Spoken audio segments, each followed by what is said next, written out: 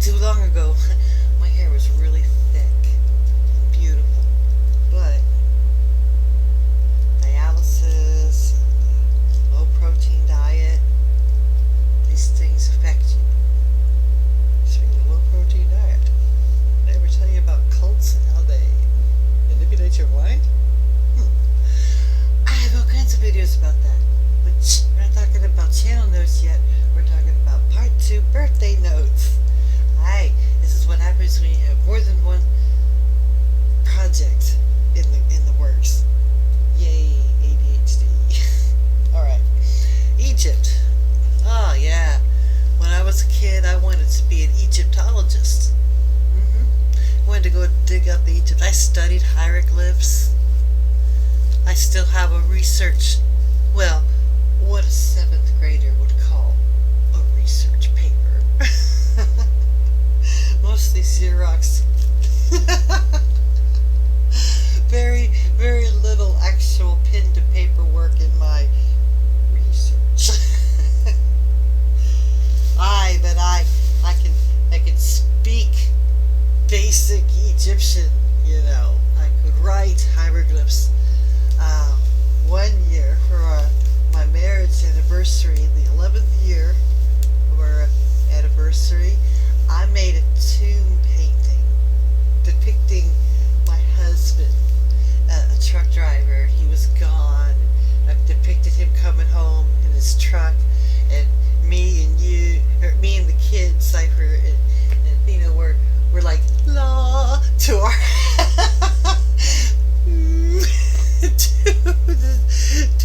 to our father, you know, to the man of the house.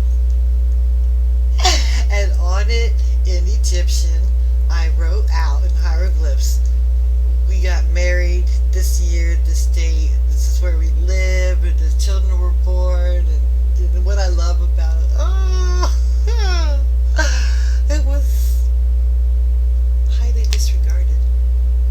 I enjoyed the hell out of making that. Nobody likes my ideas.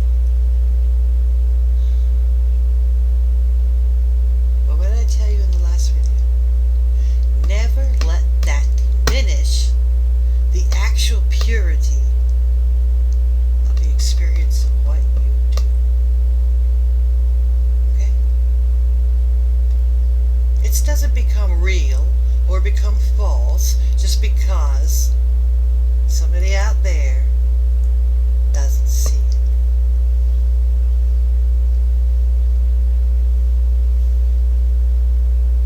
I enjoyed the hell out of making that.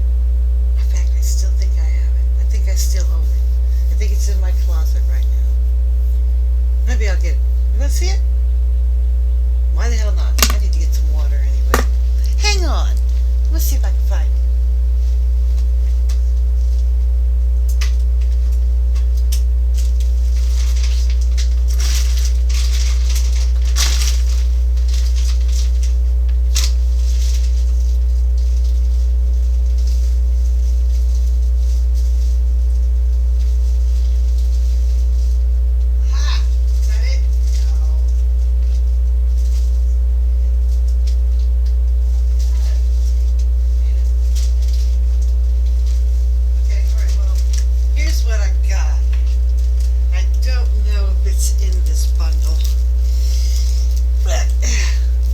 Egyptian, there you are. One of my Egyptian paintings is, anyhow. Alright.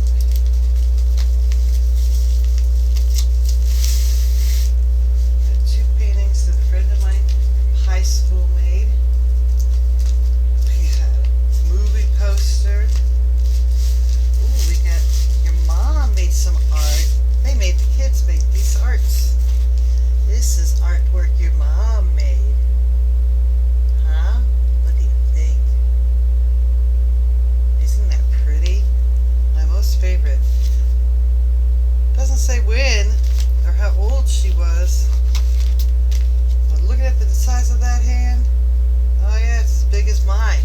I think she was about 15 or 16. I'm still getting beautiful Mother's Day gifts at 15 or 16 from this child. Put a lot of love into that. Really sorry.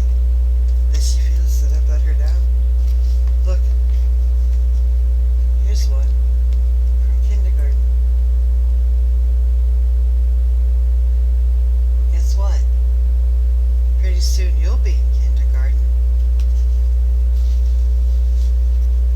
You're going to do a lot of growing. Just look at the difference. Huh? Your imagination's going to grow. Your abilities are going to grow. That's amazing. What else have I got? I got some papers in here from really real Egypt, but not for really real history. Just really real Egypt on really real papyrus paper. But I don't want to. I'm having a hard time pulling these out. These are real artwork, not anything I can do. Aren't these wonderful? Why am I showing you about Egypt? This is supposed to be your birthday. You're having a birthday visit. Yeah, you too. You too. You don't get no just for mommy conversation. It's going to be just for both of you. There, I'm sure mom remembers that. I had these on the wall in the trailer at Walterboro. Anywho, these ones are not mine. Trust me, the artwork is way different on my shit. I am not a professional. This culture, Egypt, I was fascinated with, and I was fascinated with learning to read those. These are their letters, and it was a thing I did. I still have that too, but I don't need to go digging that out. That's a hard thing to dig. Looks like I only have one of my. Wait, wrong. I have them both. All right. I guess I can only pull one at a time. This one's the first one I made. It was dedicated to my very first false guru. Which is funny because false gurus is on my list of topics for this. This one was written in dedication to one of my first fake teachers. And it probably says real things as well, because that's his name circled down there. So, I'm trying to read it through the camera right now. Yeah, this one's the teacher, of course, offering the gift of life and the boon of knowledge, and this one is me, the receiver, the student, the worshiper. Is that my name? That's female, divine, M. I'm not even sure. I gotta relearn. Haruka. That's his name. All right, that's his name in the cartouche.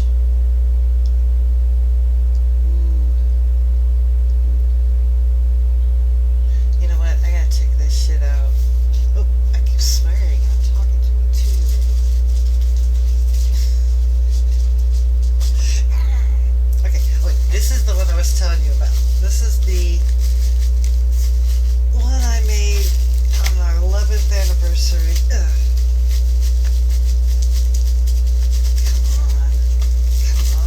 Do it.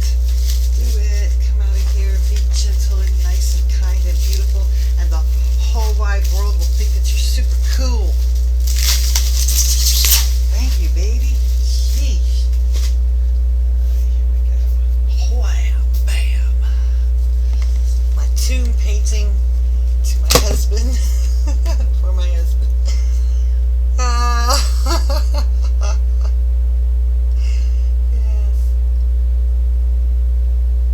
You see the truck? I don't even know. I think it says I love you underneath our feet. And there's me cooking and the kids playing and the dog and the cat. Yeah. And all of this is about our history. As you can see, I didn't finish filling it in. And there's your mom. That would be your mom.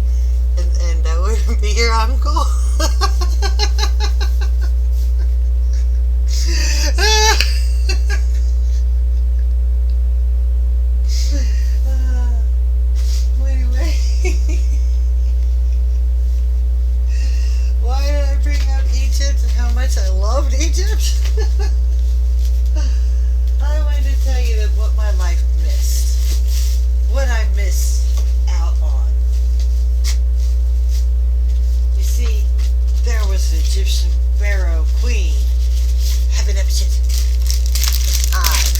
been there. I could have been there. If I'd have gone to Egyptology school, I could have been in Egypt or known the guy who discovered once in a lifetime historic great. You see, they didn't want no female kings in Egypt, so when she was done with being a king, they destroyed her name, they wrote her, scratched her out of the statues, cut her heads off in the statues and stuff. They destroyed her memory. But dude found her too. And it was so exciting to me, and I could have been there. But I didn't do that. No. My mom thought Egypt was stupid. So I didn't do that. And now they found weird chambers underneath, pyramids, all these things. No, instead, I was married in Alaska, having a baby 2 years after I got married. I didn't go to any kind of school. Not easy to do. And it was certainly, I tried to be religious, tried to be Christian. I was Christian since I was 13.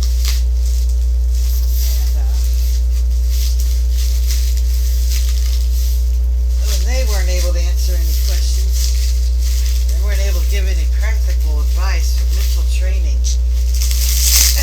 There you go. Nobody was trying to get themselves to quit sinning. So I just wasn't for me anymore, and I looked around to all the other religions, which psychic, medium. Well, we read your tarot. No, buddy, I was never good at reading tarot. I always have to sneak into the book. I guess I never quite learned how to trust myself, what my impressions were. Then again, I did. I trusted myself enough because my readings are generally 70, in the high 70s percentile. So I think that's pretty good for a human, don't you? Oh wait, you're two. You don't know how to rate these things yet. Basically, my only point was Egypt. Egypt would have been something in my life, and you're gonna find that there's a lot of things you're gonna miss that you could have had in your life. These are the paths that we don't choose.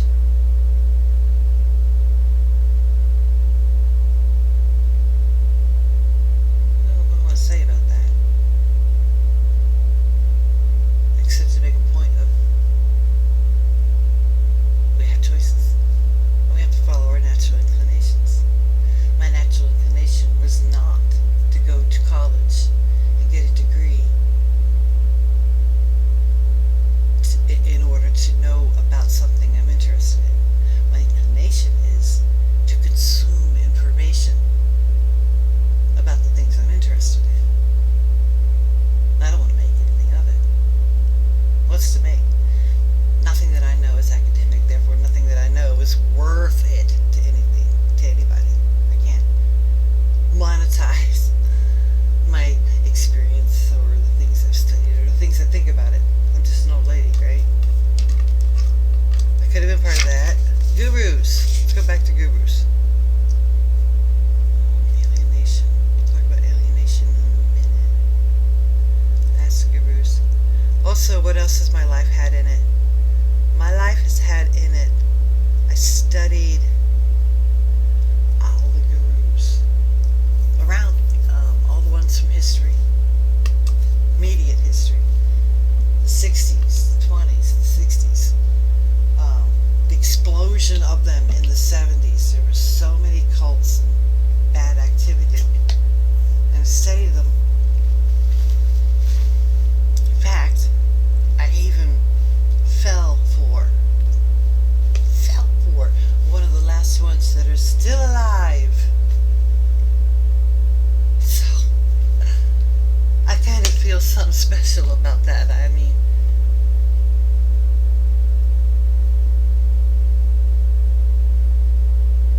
this close to speaking to one of the last major false gurus left from the 90s. It was a last-ditch effort by the powers that be to keep their cults going from the 60s and 70s. I failed for it. I mean, looked my whole life for somebody who was something, found something, fell for the thing that they were saying, and surpassed it. Surpassed the need for it. So I think it's significant that instead of finding Queen Hephanepshit, I destroy false gurus. I had the opportunity to read them all, learn their tricks, and then pass through one who is still alive. It's like the great dragon quest to kill the last of the false prophets. I mean, sure, false prophets come out a dime a dozen, but none of them had the that they had in the 70s now. None of them had the magic that they had then. They had enough then to really get you sucked in real good. That's just the way it was. High time for cult activity. And the more I've studied and removed myself from cult mentality and cults, it's so easy to pick out, it's so easy to spot that I'm like, okay, how ridiculously useless. You know what, I'm going from this subject to channel notes. Shit. Anyway, just saying, I usually think the subject is useless now. Like, why should I go ahead and read you the books, little kitten? Why should I read you the books that help arm you against these bad things? It's so easy, don't you know? Well, the point is, nobody knows. Nobody knows. Nobody's there. Nobody had the crystal to explain it. And one thing, hey, I keep doing one thing and not the other.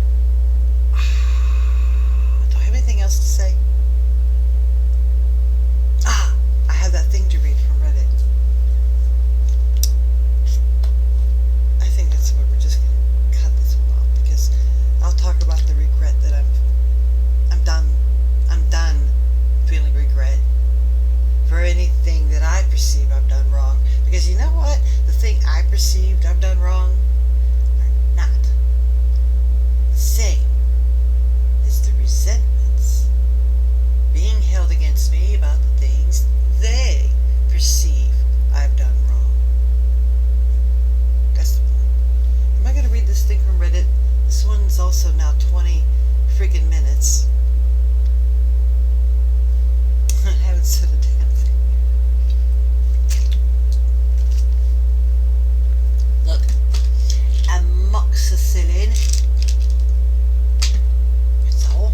That's what I'm taking for having my teeth pulled out. They gave me amoxicillin. I don't do drugs. Okay. Anybody brave enough to have reached this far? I had this conversation in CPTSD memes, a Reddit group, and you know it starts with the, oh, you can't see that. Oh wait, you can if I go right there.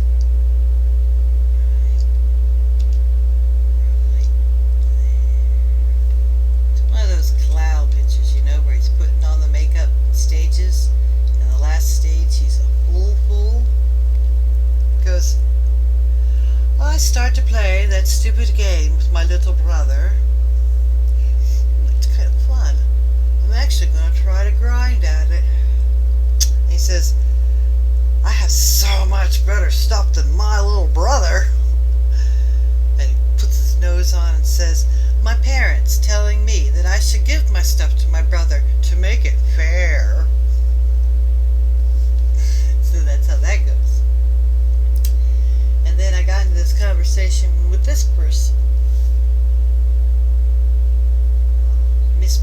we'll call her Miss B, says, try to be calm, be agreeable, and say you'll give him some things that you could more easily. Blah, blah, blah, blah, blah, blah. I can't read other people very well. Try to be calm, be reasonable, and say you'll give him some things that you can more easily give up. That'll help him along so he can eventually get this stuff himself without as much difficulty as you did. But if they insist on the stuff you grind it to get, then articulate the amount of time and energy it took. Maybe translate it in terms of monetary value that they can understand better, how much value it has to you. They probably assume you played the same amount as your little brother, and it is more of a matter of skill through age difference and not grinding away at it for days like it was a job. Don't lose your calm, you know? So they're like, so I'll just try to make an argument that equates to your parents. Hey, I worked my butt off for this stuff. It's not the same. He can easily do the digging himself. I mean, reward, gratification, delayed gratification. In fact, that's a perfect lesson for kids to learn. To delay gratification, to grind. The only grind you got is your video games? Why can't you apply that same mess to your reality goals? Well, the only reason why is because your reality goals seem nebulous and unattainable, where you know that is neatly contained in a programmed way. You'll always get X if you put in X. Well, so what? Video games are making up of life. Life rewards are better and pay off in many more dividends along the way. Anywho, I was trying to read this thing. So I said, I never had a parent that could be bothered to listen to me reason fairness. It would be seen as making excuses. Yeah, attempting to think critically kind of grates on their nerves way more than the sound of a whining, lazy brother. And you know, maybe the brother knew that, and like an evil little human, gloats over his ability to not have to do his own grind. Well, somehow they will justify to themselves that now it was not that you were morally wronged or forced to practice literal communism, but that it's only a game, see, and it doesn't mean anything. It isn't realistic. So that means your feelings about it don't matter. Damn, I should never found this Reddit. I got too much trauma. Same, buddy, the girl says. I hear you.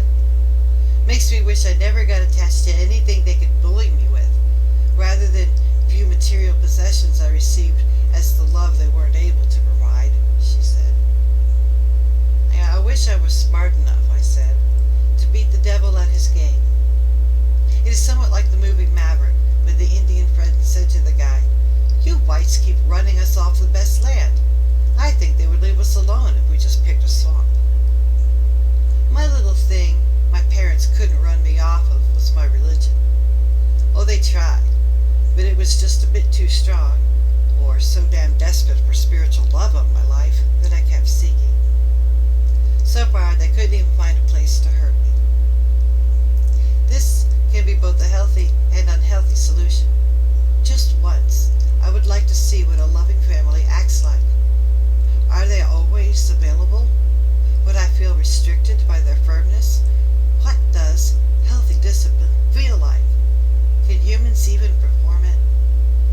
I mean, I doubt it, right? That would not be human. Does therapy help you figure out how much optional stupid hell is bad and how much is just normal? I had hurts, but feel like a crybaby. Perhaps mine was only the pain of my mommy never hugged me or loved me, but that's not something compared to the stupidity so many other people have had. Fucking hate humans. Why is it so damned hard to have empathy and awareness of the pain you cause others? Why can't they? Will therapy help me understand that there is no answer to that question? That pain, it just hangs out. Don't poke it, or you're getting existential crisis. Sorry about this ramble. I'm in the middle of working out karma. Your ear and voice are welcome. This lady responded.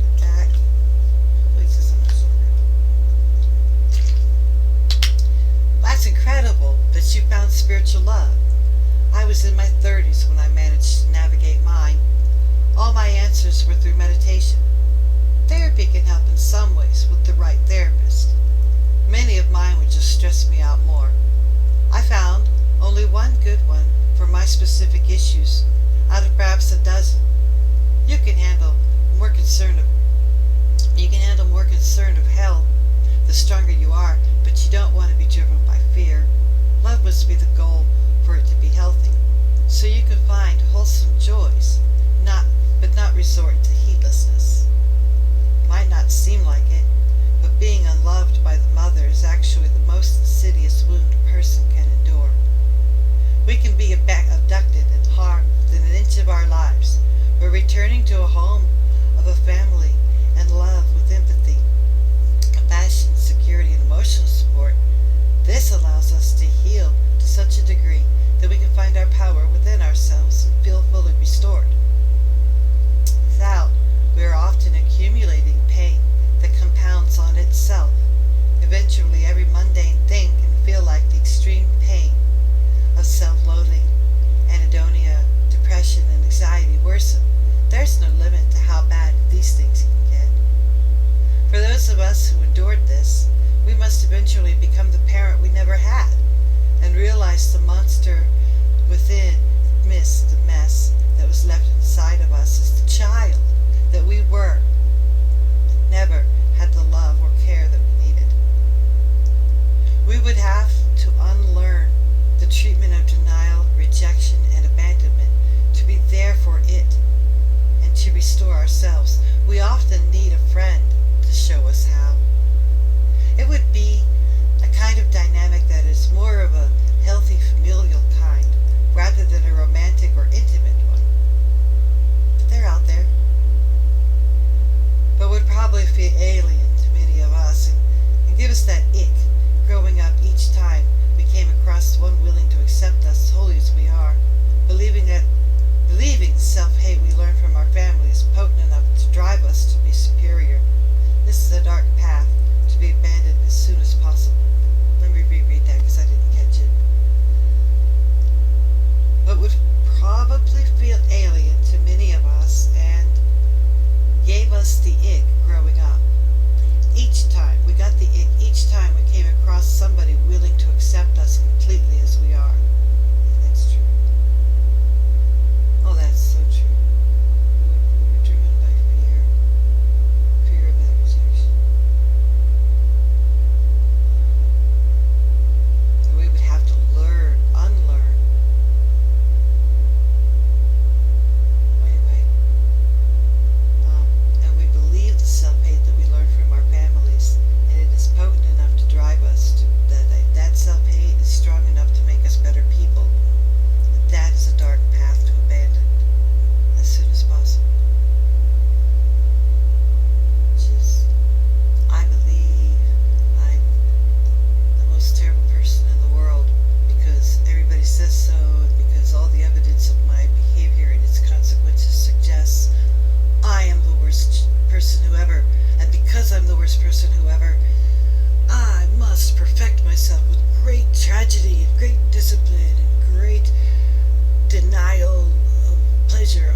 All these things that we do to make ourselves superior, whether we make it up in our imaginations to pretend we're superior, or whether we work real hard to know more than the other person so that we're superior over them, or work so hard to become superior over our own self. These are dark paths. It's a path to self-acceptance, not self-superiority, self-mastery, not self-control, like self-directed. So I will work X, Y, and Z, and then I will obtain Anyataka Samhadi Samori Satori. Okay? Anyway, what the fuck am I talking about? How long this shit is today. I respond to her. To compound the pain of error, I was unable to be a loving mother. I caused emotional harm. I said terrible things. And now I'm an old woman, 52, meh. And have a grandchild I can't live near. Alienation has been how the kids were raised. Father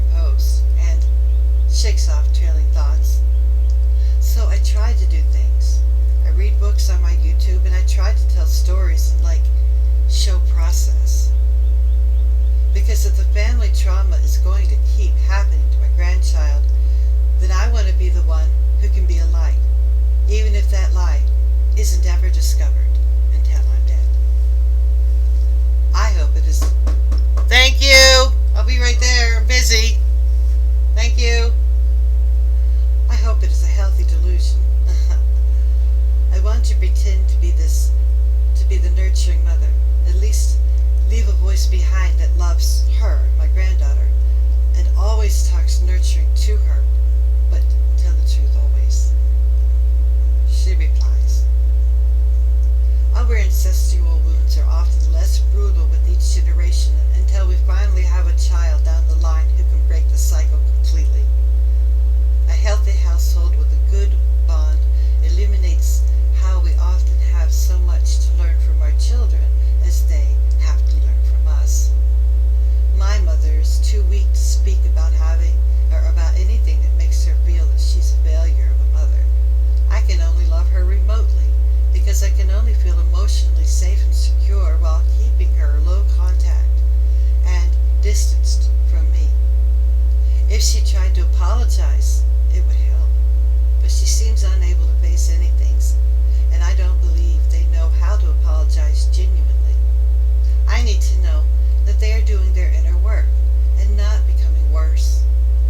They want to believe they're better, but it feels a delusion because they're not being challenged anymore. They must be able to articulate what happened in a manner that matches my experience, what they were trying to do, and what they should have done to help ensure next time they won't fail. What they should have done instead, why they didn't, and what can change to help ensure the next time that they won't fail, even though it's a bit too late to put it to the test, which is the true value of this world that they missed out on. For all I can tell, they are simply indulging in as many vices as possible to run from themselves, though I hope this isn't the case. It feels like it is. I struggle with my anger toward both my parents to this day, and it's been over a decade since I was able to face everything they conditioned me to repress for the sakes of their avoidance and their cowardice. I try not to blame them. I'm sure they're running from heavy wounds that they need to face.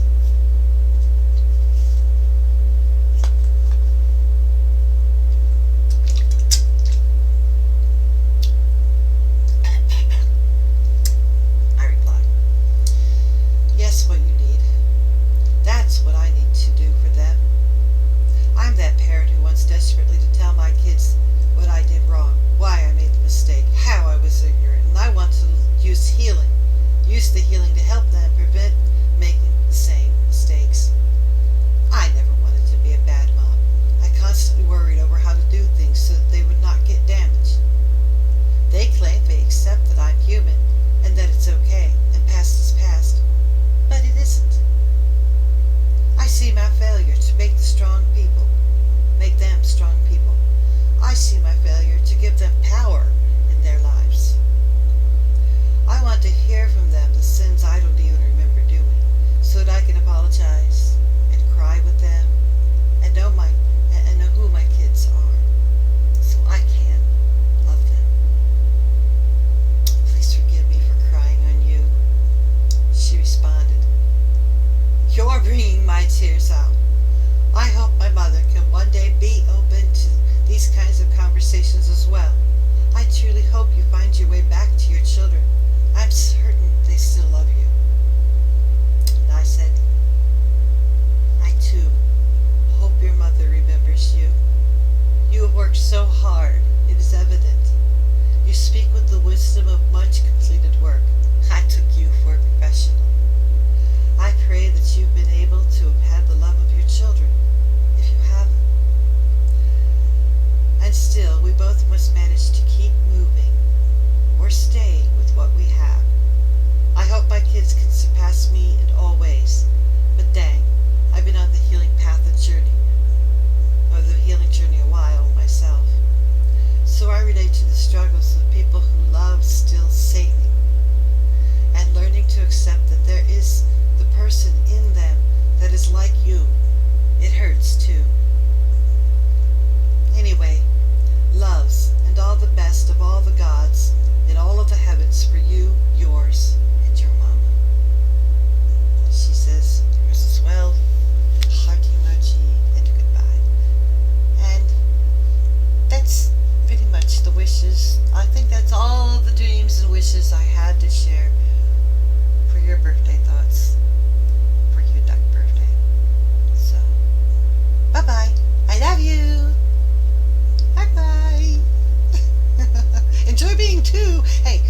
stuff so that I got stuff to talk about, okay? Come on. Write me a novel.